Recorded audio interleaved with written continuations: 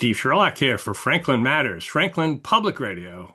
Available anywhere, anytime on the internet in your browser at WFPR.FM and in the local Franklin, Mass. FM radio dial. Yeah, the dial or the knobs, the buttons, whatever.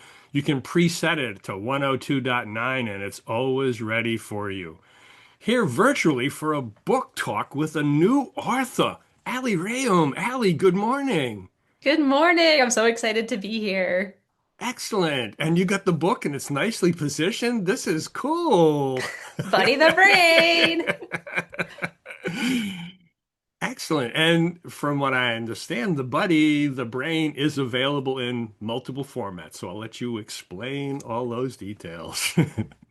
It is, yes. It was really important to me when I created this book as someone who's very passionate about accessibility, is to find a way that everyone could be included without having to ask for the added formats. So Mm. it is available in hardcover and paperback per usual. It also is available in an ebook, which has alt text embedded into the ebook in case a screen reader is needed. It's Ah. available in an audiobook. Shout out to Steve Ooh. Sherlock for helping me record and edit and produce the audiobook.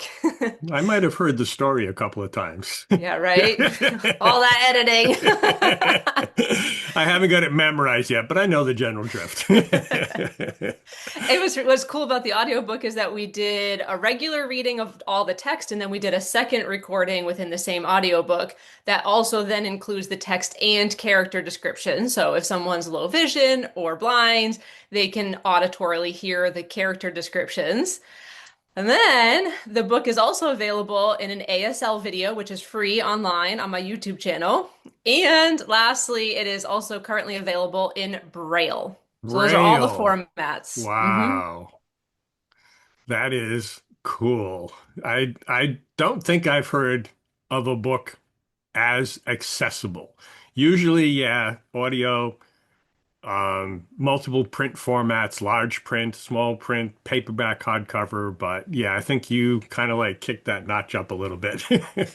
Again, that was my goal. And you said large print too. I actually created this entire book to be large print, so nobody would need to request a large print version. Okay. It automatically is large print. It So defaults that way, it's by purposely by default. Yeah. purposely So by default. Yes. that was the goal. So again, I just, as someone who navigates disability myself, I know how exhausting it can be to have to constantly ask, can I have large print? Can I have the audio? Can I Hmm. all these different things? And I didn't want people to have to ask. I wanted it to already be available for them. And you artistically crafted all the images by hand yourself because that's one of the things you do, right? You're an artist.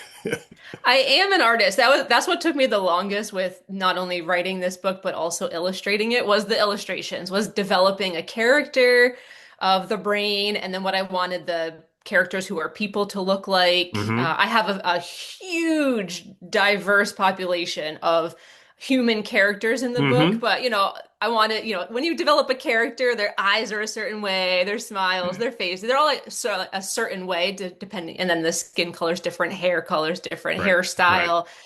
So it's very diverse population of characters, some with disabilities, some without. And yeah, the illustrations were really fun to create. And my goal was to create them in a way that was not overstimulating because a lot of children's books, people think, ooh, we need Uh, to capture the kids' attention by having literally stuff everywhere, all over the right, pages, right. super, super visual. And as a brain injury survivor myself, and being among the disability community who often says, like, wow, that's overstimulating, and this is Hmm. hard to focus on X, Y, and Z. I wanted to keep the illustrations very simple. So your brain's not having to process 50 different images on a page. It's one image here, one image there. Nice and Hmm. simple. Yeah. Yeah. So somebody did an eye tracking study on a Where's Waldo piece. Oh The gosh. eyes would be going all over the place on yours. They're in one spot. There's a hot spot. Hmm. That's all they're going. And it helps the kids focus. A lot of times people think, oh, well, a student with ADHD, for example, may love all of the things to look at. Hmm. No, actually, it's makes it more difficult because your attention's going all over the place. When you True. have one singular focus, you're still studying that one focus. Like, for example, list the cover, right? Your Hmm. brain is still processing the shape of the eyes, where it's looking, the hands waving, this hands down, the shape of his mouth. And trust me, when I read this to kids, they're like, "Oh, that mouth is doing this." Like you're still absorbing everything, Sure. but it's just not so overstimulating. Your brain's like in overdrive. Right. Yeah. And I think you've got an interesting story as to how did this book come about? I mean, as a brain injury survivor yourself, you've got a challenging journey and you're still on the journey, but Hmm. that in itself gave you the opportunity to say, I think I need to do a book. Yes. And March is Brain Injury Awareness Month, which is why I released it just before March on purpose. But Bingo, bingo. yes, I have sustained a brain injury 10 years ago. I was accidentally struck in the face by a steel commercial door, which caused a mild traumatic brain injury in the form of a concussion. And at the time, I was an elementary school physical education teacher. So that's my background is education, and I love Mhm. elementary. The kid, they are adorable. That's your sweet spot. It's And just I know who I that, am. I was secondary ed, so I'm close, Hmm. but my wife was kindergarten, so that even within the elementary, so I know that. Those kids at that age, they're just you're precious. And they're sponges and they're just wonderful. But unfortunately, I had to take off the whole rest of that school year, take the Mm, summer to keep getting better and healing from that head injury. And then I was attempting to go back to work as an educator in the fall of 2026. No, 2016. It's been 10 years, Ali. 10 years. 2016. And I sustained a second head injury from standing up too quickly under a shelf. So another Uh-oh. TBI and mixed with a medication reaction and other medical conditions that were unknown at the time. And I ended up in the hospital at a 10% functioning level. I could not walk, talk, eat, do anything myself. I couldn't read. I could barely write. So I couldn't even pick one color crayon out of a box of six because my brain just couldn't process how to do that. Hmm. So very low functioning. And what's interesting is in my journey over the past 10 years of healing from this brain injury, in those 10 years, I've had a niece and two nephews born. And so my niece, who's currently 8, and then my nephews, who are currently 6 and 4, Right. they've grown up with me healing from a brain injury. So Right. while I'm learning how to walk, so are they. And Yeah. while I'm learning how to read, so are they. And so at times it would actually get kind of confusing for them. Like, whoa, wait, wait, you're the adult in the room. You're supposed to be able to read to me. Help me Or understand what's going on here. exactly. And so I noticed, I'm like, wow, this is hard to explain because the Yeah. brain is, quote, invisible, especially to kids. They don't know it's in your head and what it's No. doing. Yeah. And so, in my own journey of trying to explain the brain, what it does, how to keep it safe, why it's important to keep it safe, what a brain injury is, how Hmm. someone may act if they sustain a brain injury, in my journey of explaining that to the kids, I realized that that education is very, very needed in a simplistic, easy to digest, engaging way for elementary level students, particularly around kindergarten, first grade sort of age. Hmm. Sure. So that's where Buddy the Brain came from, was Yeah. my own lived experience in trying to explain it to the kids, as well as my education background in putting it all together. A happy coincidence of things coming together, the stars aligned, and Buddy the Brain is now available Yes. in Yes. multiple formats, as we said. So, yeah, the show notes will include the links to the main landing page, if you will, in which you can certainly order the book in the different versions or follow the links to the various other accessible free pieces. Yeah, it's been really fun, and I've been going to schools to read the book to the kids too. And it's honestly, I love being back in the classrooms or wherever I'm going and being with the kids because Hmm. again, like I said, I'm a teacher. It's just my Right. nature. And I when I created the book, I made sure to create it in a way that was engaging because as we know, kindergarten, first grade, Hmm. elementary, getting them to just listen for something half an hour is you got to engage them. Right. So like when I created the book, I purposely started the book with engagement right away. And Yep. so the kids get questions like, can you wiggle your body, right? And they all get to sit there and wiggle, and I'm purposely helping them get the jitters out. Hey, Mm-hmm. let's sit and read a book, but let's move too. Right. And so throughout the whole book, it's like that. It's engaging, where it's teaching them a lesson like, oh, your brain helps your body move. It tells it what to do and how to make the choices. And we get to explain while they're also getting to be part of the book too. Yes. Yes. And I think that certainly, while it's targeted at that age, any adult reading the book to the youth are going Hmm. to get some awareness as well, because truly, when you stop and think about it, we just take a lot of things, the normal non-brain injury folks take an awful lot of things, for granted. How to walk, how to pick up something. Whereas you relearning how to read, relearning how to walk, you have to stop and think, and the brain has to do its rewire the neurons and all the nerves from whatever body part you're trying to move. If we ever stop to try to think how to pick up our foot and move, it's not in seconds. It may take minutes, if not hours.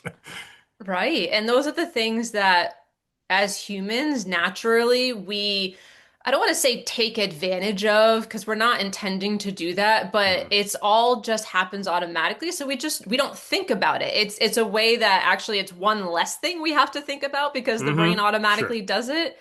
But it goes to show that when the brain is injured, wow, the brain really does work hard every single day. And that's why it's so important to keep it safe, care about brain health, to be exercising, to be eating healthy, wearing a helmet. It drives me crazy when I see adults that aren't wearing helmets. Like no On one is exempt from a brain bicycles, injury. motorbikes, whatever, So, it's like the mm-hmm, accident can happen. And yes, it's an accident, but why risk it? mm-hmm.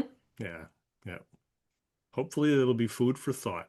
And And it maybe is in, that's the goal with this is that it's starting the conversation. And like you said, not only with the kids, but also the families. And that's what I've been right. hearing in feedback that I've been getting from people is, wow, the kids keep talking about it. They keep talking about Buddy the Brain. And so I'm actually learning too. It's helping me to dig into the subject and think twice about, oh, wow, yeah, I should be wearing my helmet too when I'm riding the Mm-hmm. bike with the kids. Or Sure. maybe we should be cutting down on the sugar and eating a few more blueberries. Right. Right. And I understand we won't mention specific dates, but they can go to your page to find out. So Mhm. you are making visits to either schools or the libraries, other public places, kind of a normal book author tour, if you will. You're Yes. having some fun doing that, I assume? Oh, I'm having a fantastic time, right? Whether it's a conference, a library, a classroom, something in between. I love doing that part of it. So, yes, I take requests, and when I do have something scheduled that is public that people can attend, True. I put Yeah. it on my website. Yeah. Yeah. Definitely. Good. So, Buddy the Brain, and do you have a vision for a part two or a continuation? I do plan to write a couple more books in general. I do want to create another Buddy the Brain book, at least one more. I'm sure I will come up with even more. Will help you continue the journey. Yes. Thank you. So while we've covered the book, and we'll get back to the book, and we've covered kind of your origination story for that, is there anything else that you really want to let the listeners know at this point? Well, with the book, again, I accessibility is extremely important to me. So we talked a little bit about the different formats I created the book in and how it's already large print, but there's a few other things I did with the book to really help those, especially those who have sustained a brain injury, to be able to read it. Because I myself have been very embarrassed when my niece and nephews go, "Can you read this kid's book to me?" And I look at, I'm like, "Let Mm. me see." And I open it and I'm like, "Oh, I can't read that to you." And I don't like to use the word can't, but in these situations, I know I'm unable to read this to you. And so a few more things that I did very mindfully for the book because I wanted adults who have sustained brain injury for it to be easier for them to read the book. Yep. One is the font that was chosen. So a lot of kids' Yes. book have these like crazy fonts.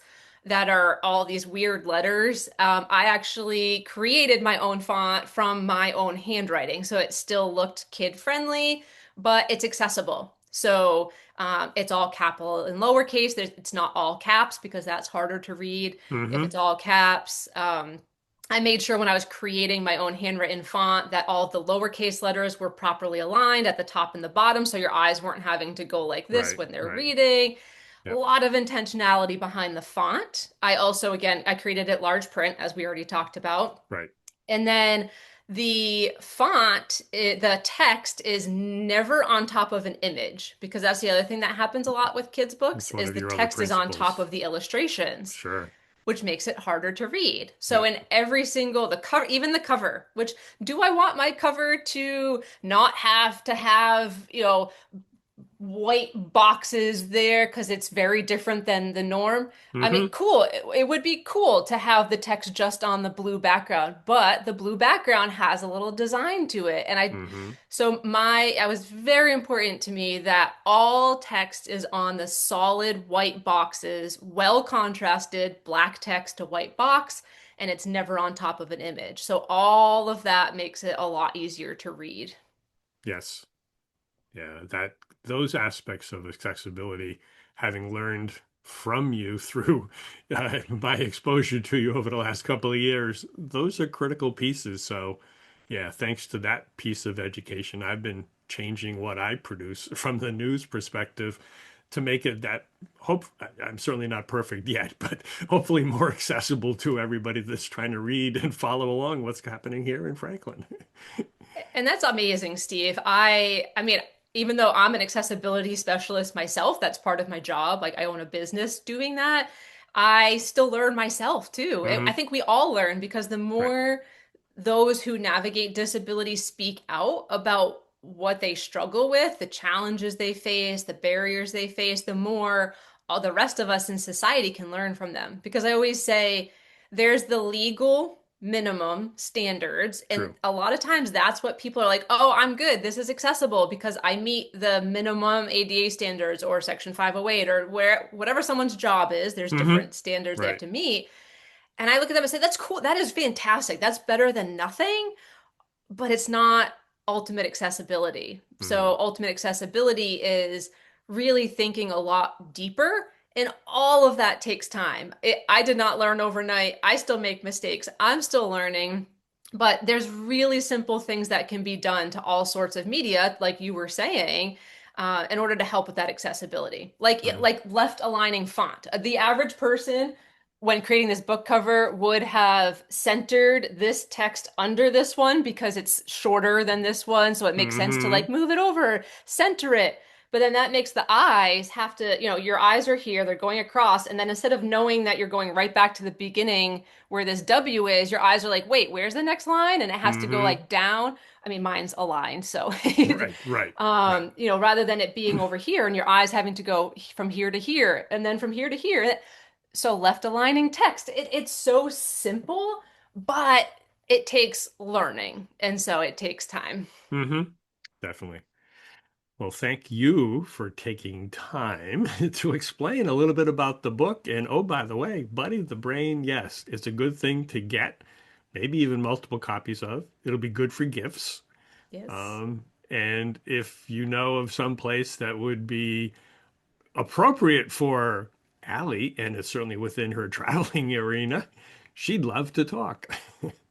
Absolutely. I appreciate it, Steve. I appreciate the time to talk about it and to highlight it and encourage those who could benefit from having the book. I say, honestly, anyone could benefit from the book because Yeah, no one's exempt from brain injury either. So why wait right. until, maybe a grandparent sustains a stroke or a friend sustains a concussion? Like, why wait? Why not educate Hmm. now? So, yeah. Yeah, agreed. And brain injury certainly is one of those mostly invisible ones because unless you Hmm. really know, you don't.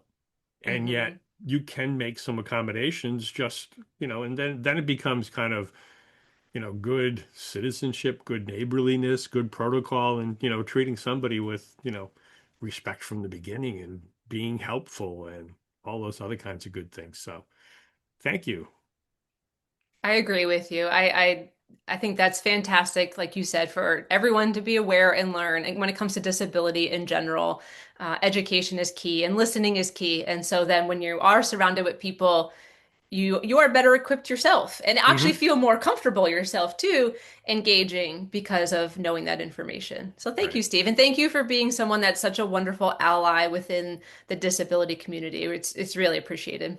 Well, thank you. This is part of what we do, and one of the key lines in the cable charter is to amplify the public good, and that's effectively what you're doing. So we need to amplify it. And We'll you bring do in that. we'll bring in the band. Hey! Except we won't be Oh, too loud because that would be a problem, right? we would need a sensory hour during that event. Definitely. Well, thank you again for taking time to share about the book. I hope the sales continue to go and maybe through the roof eventually. You never know. Thank you. Thank you so much for having me, Steve. And to the listeners, thank you for listening. Show notes will have the link to Buddy the Brain, and I believe you could probably just Google Buddy the Brain. It'll go right to the page the landing page. You can get it all on Ali's page. And quick reminder as well, we do this because Franklin matters. We are now producing this in collaboration with Franklin TV and Franklin Public Radio. This podcast is my public service effort for Franklin, but we can't do it alone. We can always use your help. How can you help? If you can use the information that you find here, please tell your friends and neighbors. If you don't like something here, please let me know. Through this feedback loop, we can continue to make improvements. And I thank you for listening. For additional information, please visit franklinmatters.org. If you have questions or comments, you can reach me directly at suresteve@gmail.com. The music for the intro and exit was provided by Michael Clark and the group East of Shirley. The piece is titled Ernesto Mañana, copyright Michael Clark and Tintype Tunes in 2008, and used with their permission. I hope you enjoy. And by the way, you can also subscribe and listen to Franklin Matters Radio on your favorite podcast app.